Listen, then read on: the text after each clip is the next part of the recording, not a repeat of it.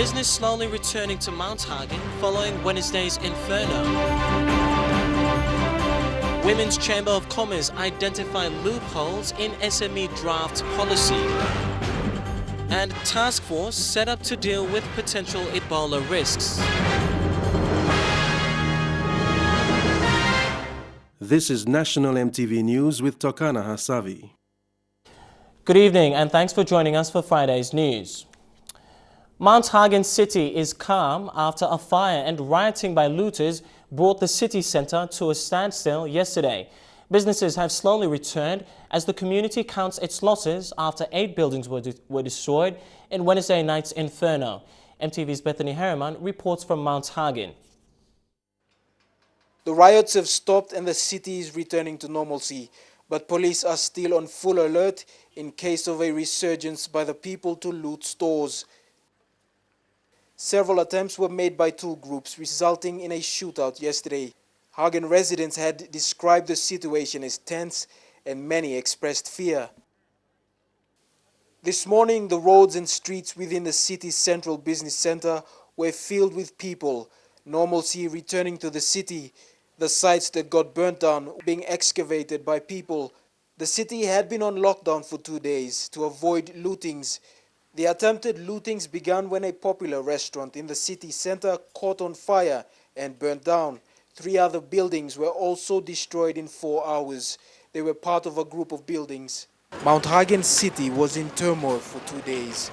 A man was killed, another man and 5 students are also in hospital injured. 2 students are in critical condition. They were throwing stones and sticks at policemen and women. We are, trying to contain the situation. So we have, at least, shots were fired to disperse the crowd. The blame of the killing has been leveled on the police, but Acting Provincial Commander Jacob Kamiaki says further investigations will reveal whether police did shoot the man. At this stage, I can't say anything on that. Only the investigation will tell. Bethany Harriman, National EMTV News, Mount Hagen. The administration of the Hagen Park Secondary School in Mount Hagen has expressed disappointment over the police attack on students yesterday. 1 student was shot at the fire scene and examinations were delayed for up to 10 minutes yesterday as police officers stormed the school ground. Tear gas was fired into the school and property damaged. MTV's Sylvester Gawi has this report from Mount Hagen. Situation is quite tense at the moment as authorities are doing their best to restore normalcy here in Mount Hagen. Since yesterday morning, some schools were closed in fear of anything that may have transpired as a result of the confrontation between the police and the public. Among the people that were shot by police yesterday morning were students from the Hagen Park Secondary School. The police personnel armed with guns, tear gas. The school's administration compiled a report which will be presented to relevant authorities, including the Highlands Regional Police Commander Teddy Tay. They say the grade 12 history exam was delayed for about 10 minutes as armed policemen stormed into the school ground.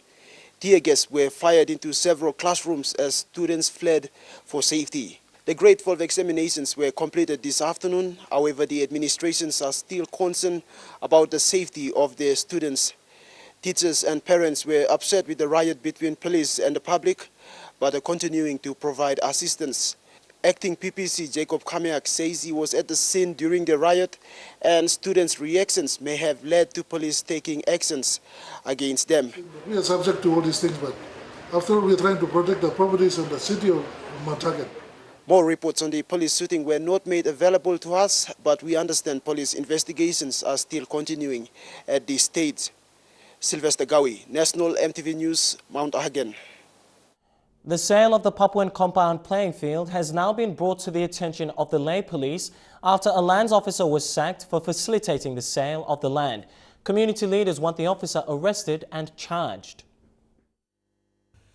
A petition was presented to the Morobe provincial government to revoke a land title given to a local businessman in Lay City.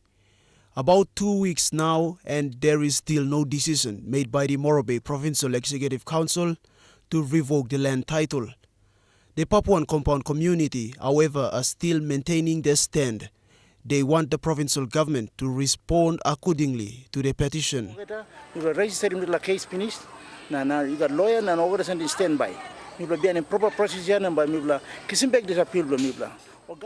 A junior lands officer was sacked for signing a land inspection report which led to the playing field being sold. This playing field was allegedly bought off in Port Moresby with documents facilitated by the lands officer. The letter was supposed to be signed by the provincial administrator and sent to the land secretary. However, the officer signed the letter on behalf of the acting provincial lands advisor, Jonas Suvi.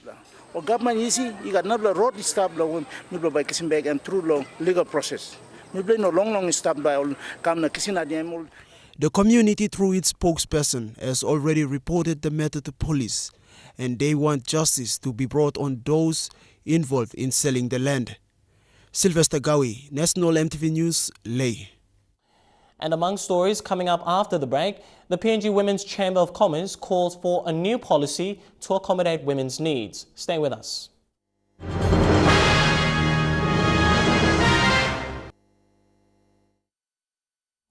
Welcome back to the news. A forum held by the PNG Women's Chamber of Commerce and Industry has identified loopholes in the government's draft SME policy. The Chamber described the draft policy as silent on women's financial needs and would like to see another policy created to include women's needs. The forum was held in Port Moresby today. The forum brought together stakeholders and women representatives from various organizations to discuss a way forward in developing women entrepreneurs in PNG. In a collective recommendation, the women have spoken openly on the challenges they face as entrepreneurs. The conference is bringing together stakeholders and being able to develop, forge the way forward to have some synergy between private sector and government to address the challenges that women entrepreneurs are facing in Papua New Guinea. This includes access to finance and information, cultural attitudes towards women, and the lack of established government agencies to support women entrepreneurs. PNG WCCI believes points identified in item 5.2 of the draft policy give it the right to create a framework that will support women in PNG. We see the chamber as a voice where we can come forward and address those issues. And I'd like to see from here on that what we have discussed must come to fruition. If the chamber can take note of that and push it up the level. Yeah. Meanwhile, PNG WCCI, once formally registered under the Department of Trade, Commerce and Industry, will make PNG the second country after Australia in the South Pacific region to have a Women's Chamber of Commerce and Industry. We know that women in any country are very much involved in the microfinance, but actual growth comes when an entrepreneur get involved into SMEs or small medium enterprises, because these enterprises always generate employment.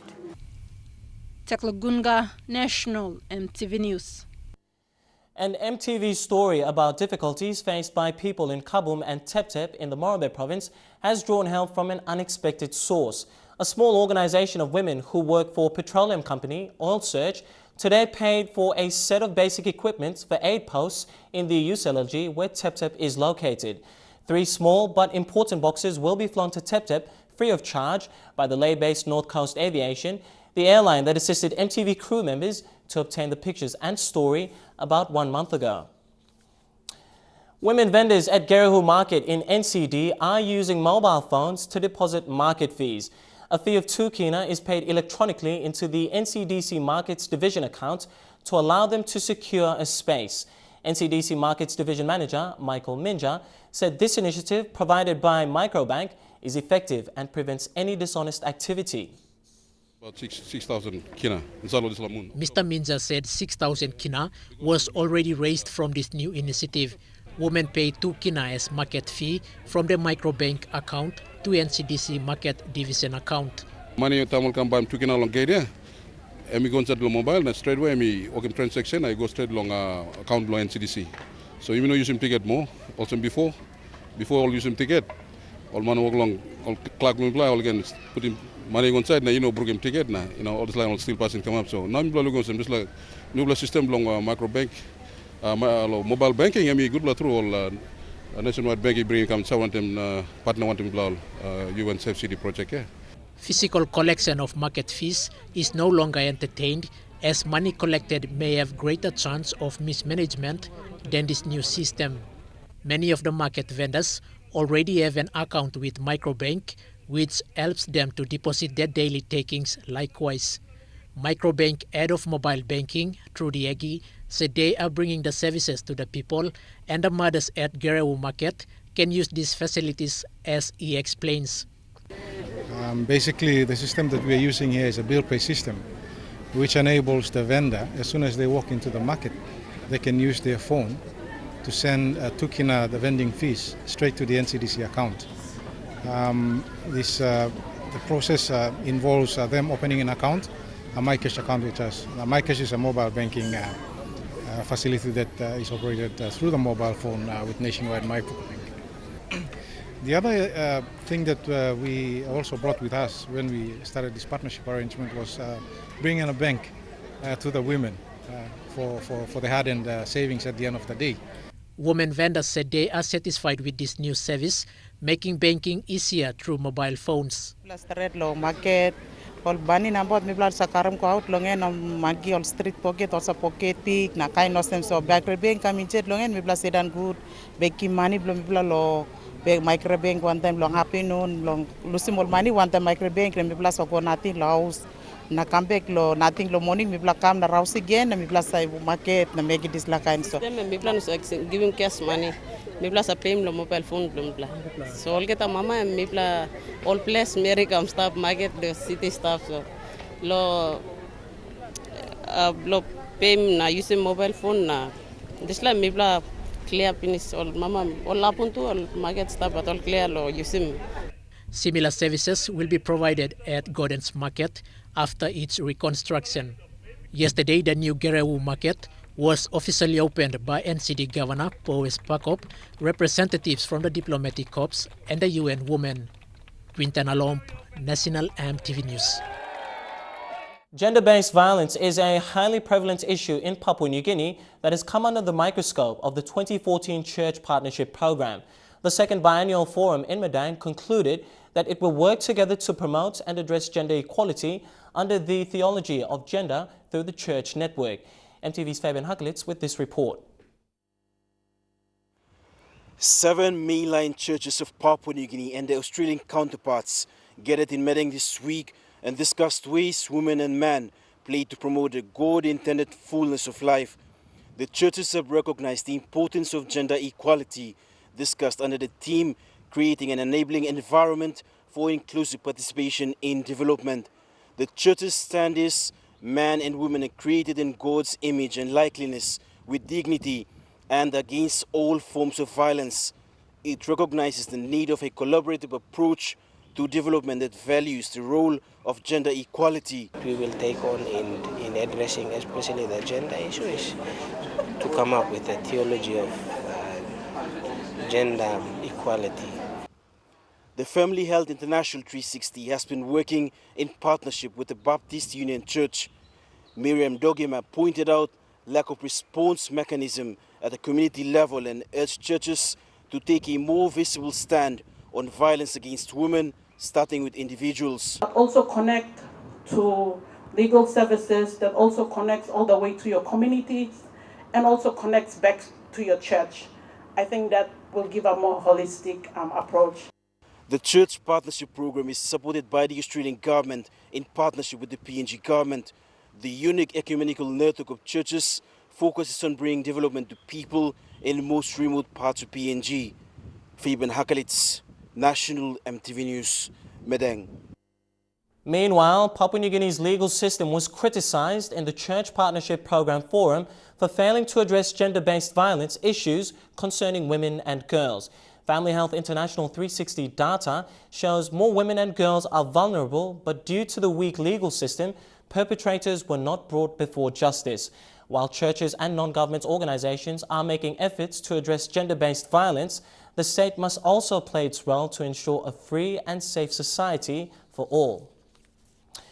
The PNG Defence Force, together with the Australian Defence Force, continues to enhance relations through training and infrastructure improvements. Today, the Australian Defence Force handed over the completed computer laboratory to the PNG Defence Force headquarters at Murray Barracks. The facility has been named after Major Lindsay Brown, the training commander of the ADF.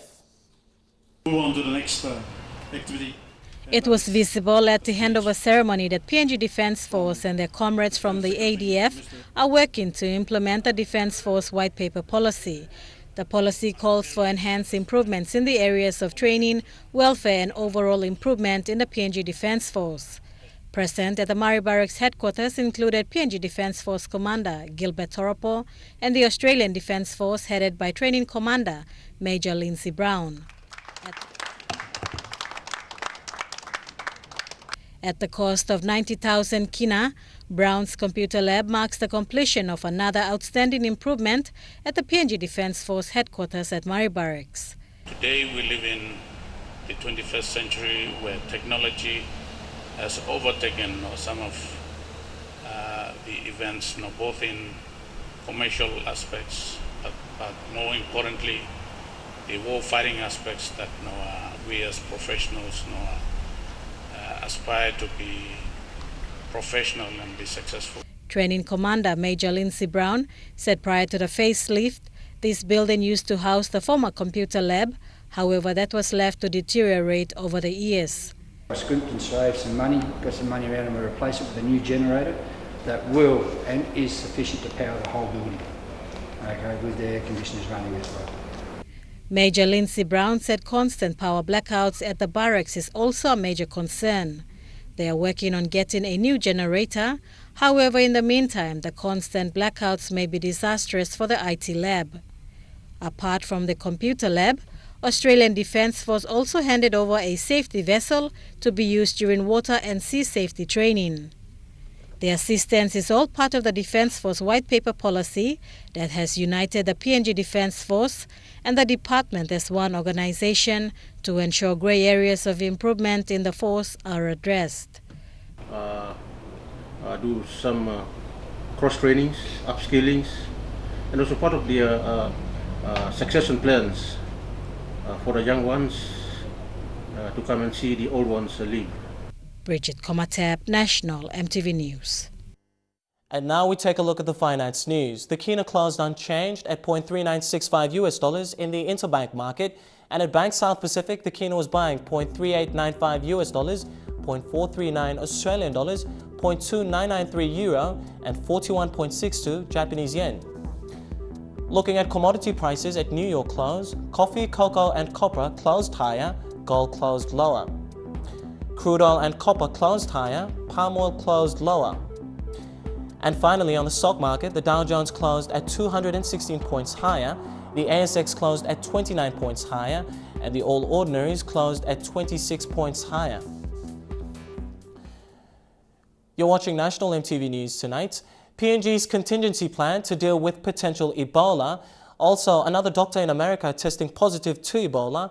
And Australian doctors use a dead heart to give patients new life. Those stories and more coming up after the break.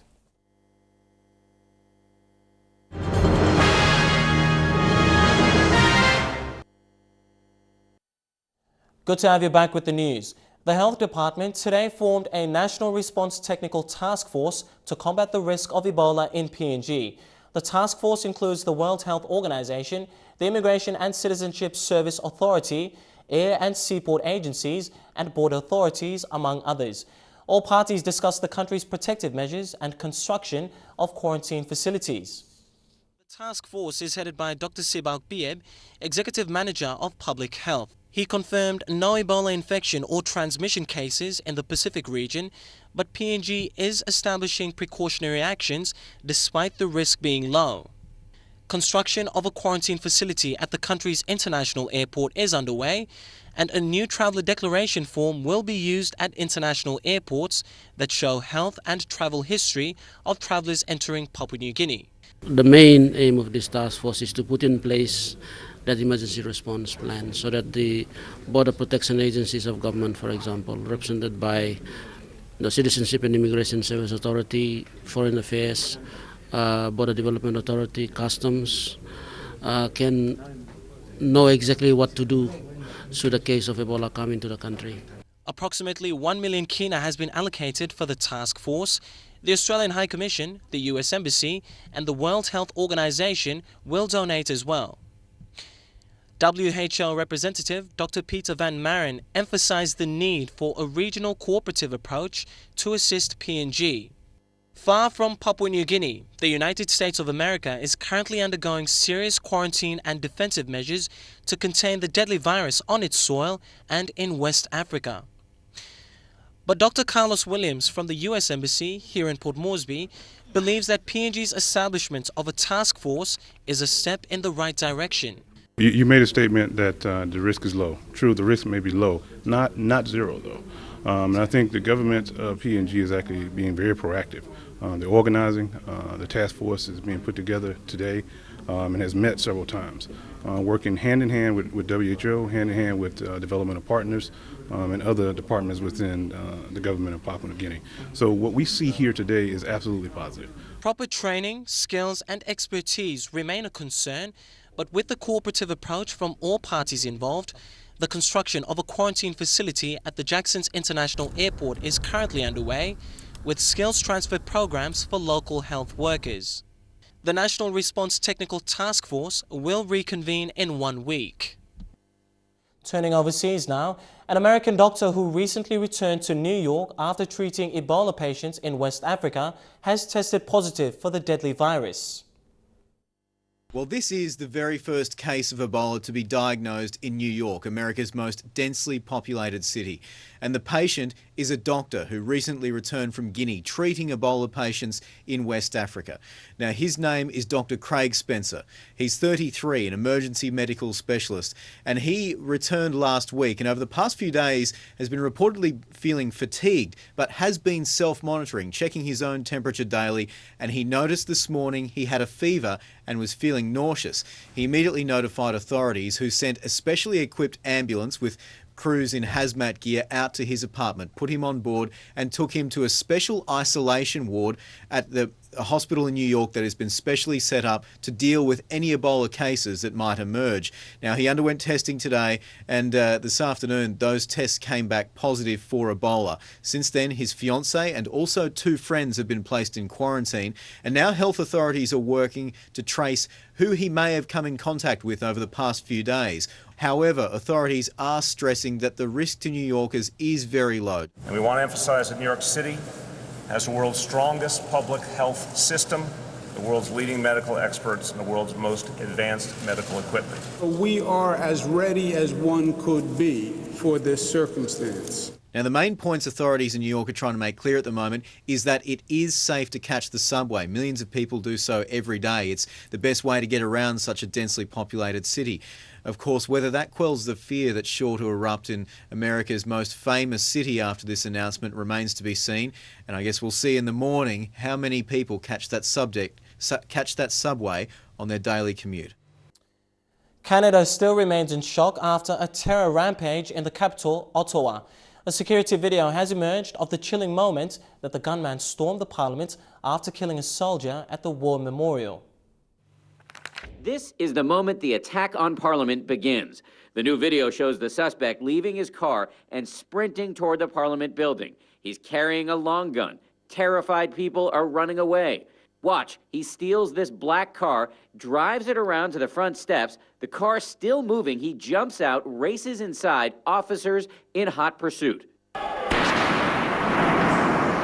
And this is what happens next.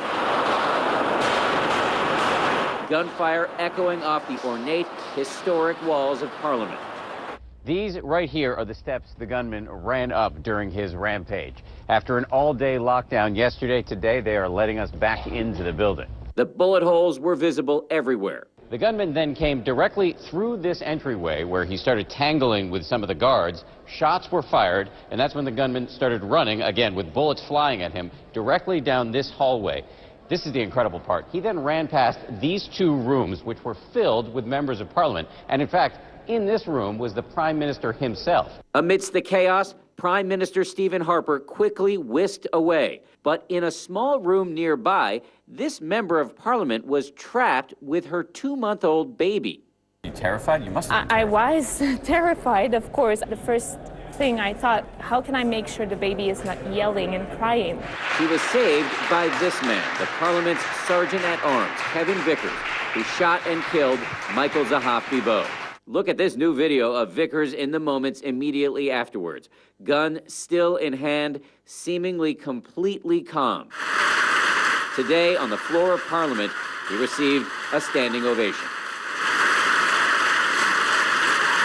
And there was also a moment of silence for Corporal Nathan Cirillo, a reservist, father, and dog lover who was shot and killed while guarding the National War Memorial moments before the gunman attacked Parliament. And that's a take on our news segment tonight. We've got sports coming up next. Southern Highlands' quest to win gold in the PNG Games. That's coming up next in True Kai Sports. Stay with us.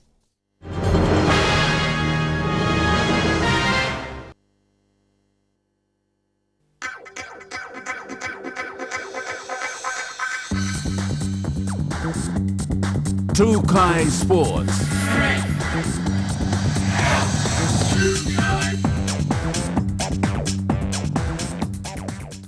BSP PNG Games 2014. 22 days to go. Support your province. Team Southern Highlands has set a target of winning 5 gold medals or more in the coming PNG Games. The support received by the team from their leaders, including Prime Minister and member for Yalibu Pangia, Peter O'Neill, will go a long way to raise the standard of the province in sports. The team hosted a fundraising dinner yesterday in Port Moresby. The Dynasty restaurant in Port Moresby was packed with Southern Islands elites, including members of parliament. It's no secret what the team is aiming for, as they prepare to send a contingent of 400 athletes and officials to participate in 11 selected sporting codes, including kickboxing, boxing, dart, soccer, rugby touch, basketball, volleyball, rugby sevens and nines, para sports and athletics. The provincial government backed the team in their preparation phase, beginning this year with 200,000 kina and committed another 200,000 kina for the team to use during the games. We have a good team that will represent the people of Southern Highlands and bring back some medals to the province and also represent our people at the PNG Games in Leh. It is goal for gold for Team Southern Islands with the commitment to lead the medal tally at the 6th BSP PNG Games set to open on the 16th of November 2014.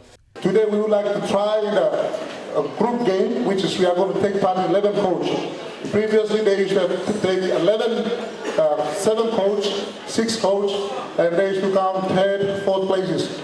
And they used to get, we used to get 4 goals, 3 goals, and all this. Members of the 5 electorates of the Southern Islands province have shown their loyalty to the team and appreciated the fact that sports remains a vital tool for human development. Member for Mendi Dekewano and member for Kaguerave, James Lagea, were among the guests. They were pleased with the organization of the team. Sports Minister Justin Gichenko committed 50,000 kina to the team from the Sports Enhancement Program while providing the updates on the games venues. And we've just rolled out 10 Olympic credit certified boxing rings throughout the country, and that will assist a lot of the provinces and amateur boxing. Team Southern Islands is now in camp. Tere Alex, National EMTV Sports. Vision City's Cosmopolitan nightclub here in Port Moresby will stage the 21st South Pacific Bodybuilding Championships this weekend. 35 athletes from 6 countries will be participating in the one-day event, with 9 divisions and ranging weight from categories from 65 to 90 plus kilograms. They will be judged on the 2 categories of physique and bodybuilding. Medals and trophies will be awarded to athletes that show off their skill when flexing their muscles. 14 athletes will be taking part in the championships and 33 medals are up for grabs. The competition will be, as I said, hosted at the Cosmopolitan. It's going to be during the day from 10 o'clock to 5 p.m. It's going to be a family-friendly event. True Kai Sports continues after the break. Australia and New Zealand ready to resume their rivalry in the Four Nations Cup. Stay with us. True Kai Sports. Welcome back to True Kai Sports. To Rugby League and in the Four Nations series, if the past is anything to go by, we can expect a fiery encounter in Brisbane tomorrow night. And things could get ugly even before the actual kickoff. There was plenty of Four Nations love today as the captains came together for a final promo shot. But as the junior Kangaroos showed, passion can take over when the haka starts. Kiwi skipper Simon Mannering chose his words carefully. I guess there's a lot of testosterone going around at that age, and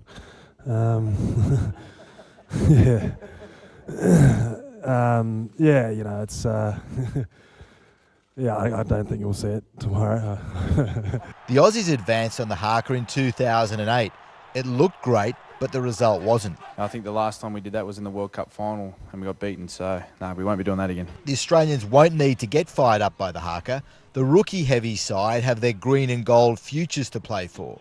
They've got a window of opportunity this tournament, given that so many guys are out, so it's a great chance to cement a spot or at least put some pressure on the selectors and for next year and the year after. The Kiwis are playing for their here and now. Do you think this team has underachieved recently?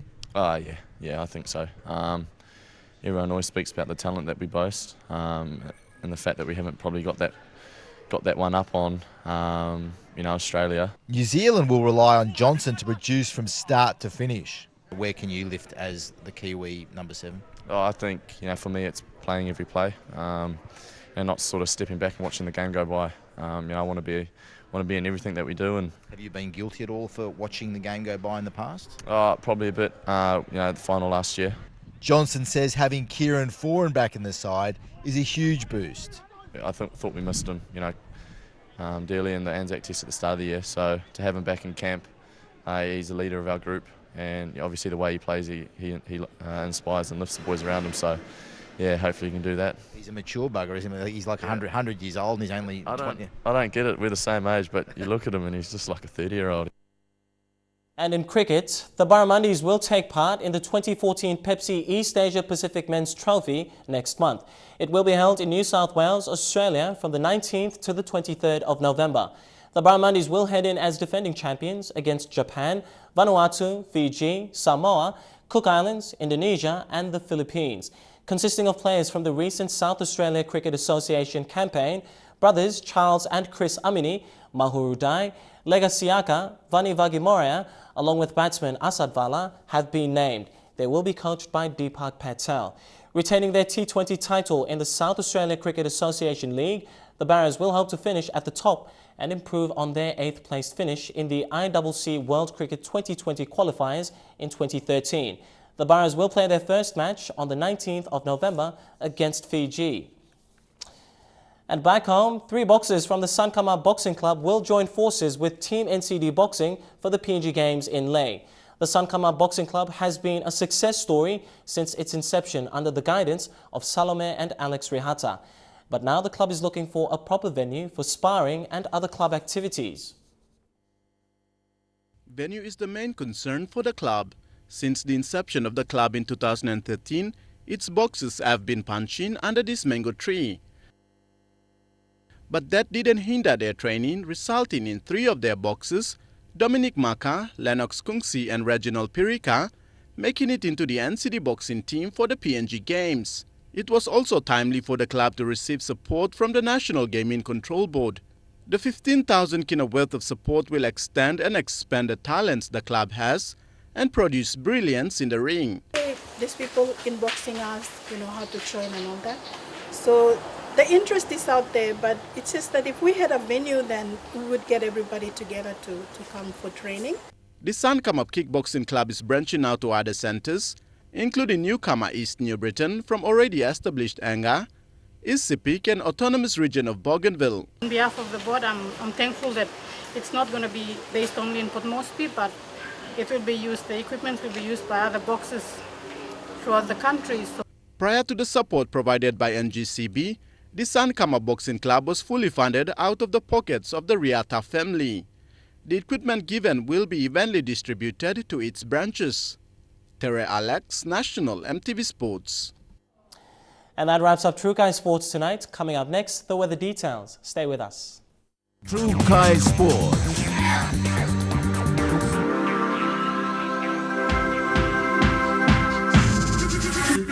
True Kai Sports.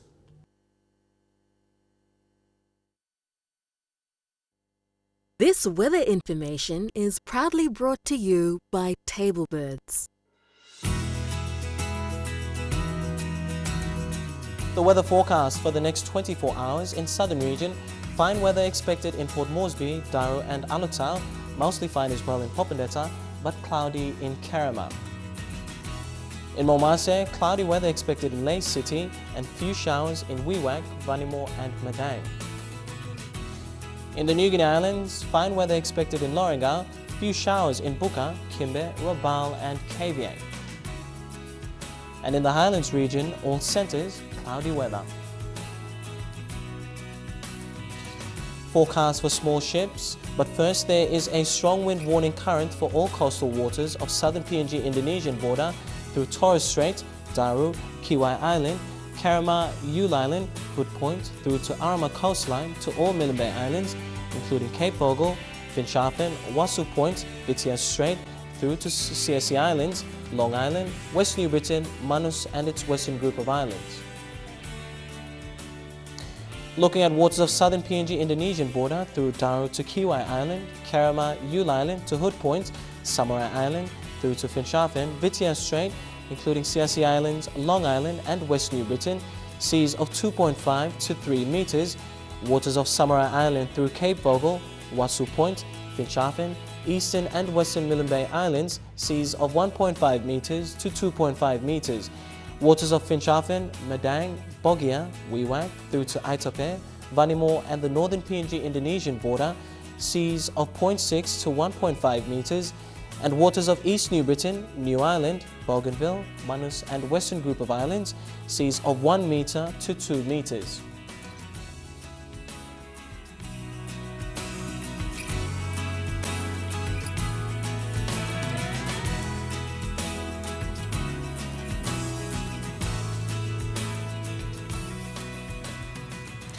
And ocean forecast for PNG areas, Coral Sea and Solomon Seas, seas rather rough with southeast winds at 20 to 25 knots. Bismarck Sea, seas slight with patches of rough wind at southeast winds at 15 to 25 knots. And Pacific Ocean seas slight with southeast winds 10 to 15 knots. Now before we go, we'll leave you with a scientifically interesting story. One is a grandmother of 8, the other a father of 3, 2 different lives from both Sydney and the world's first living recipients of a dead heart. Doctors pioneered the groundbreaking technique which has extraordinary implications for transplant surgery worldwide. Jan Damon, Michelle Gribelis, all smiles and no wonder. The first 2 patients to ever receive dead hearts that were brought back to life. I'm alive again and I'm a different person altogether. I feel like I'm 40 years old again. Until now, transplant surgeons relied on beating hearts from brain-dead patients. Now, for the first time, surgeons at St Vincent's Hospital can remove a heart that has stopped beating for up to 30 minutes. They hook it up to this machine and give it a kickstart. Blood is flowing through, all the nutrients are going through it, and that allows the heart to start. The heart just needs volume to come into it, and if it's a good working heart, it'll work. And sometimes we have to kickstart it with a little bit of an electric shock.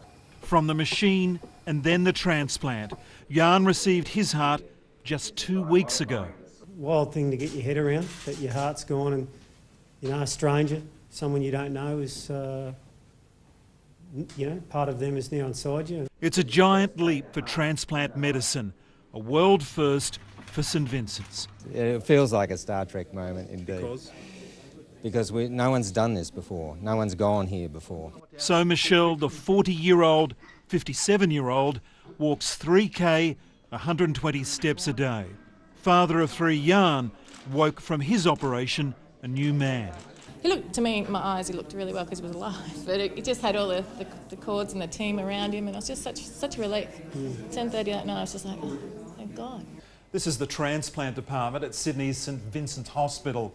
The surgeons and the nurses here are about to get extremely busy. Because of this breakthrough, the number of heart transplants is expected to climb by 25%. A third patient is recovering at St Vincent's after also receiving a reborn heart. The latest member of an exclusive club. Do you feel a bond with Michelle? I only just met her, but I do now. We've got the same scar. Yeah. Recapping our top stories again tonight. Business in Mount Hagen City is slowly returning after fire burnt down shops and looters ran riot. Also, PNG Women's Chamber of Commerce and Industry identified loopholes in the government's draft SME policy, and a task force committee set up to deal with the potential risks of the deadly Ebola virus. Well, that's been National EMTV News tonight. I'm Tokana Hasavi. On behalf of the news team, you take care and stay safe. Good night.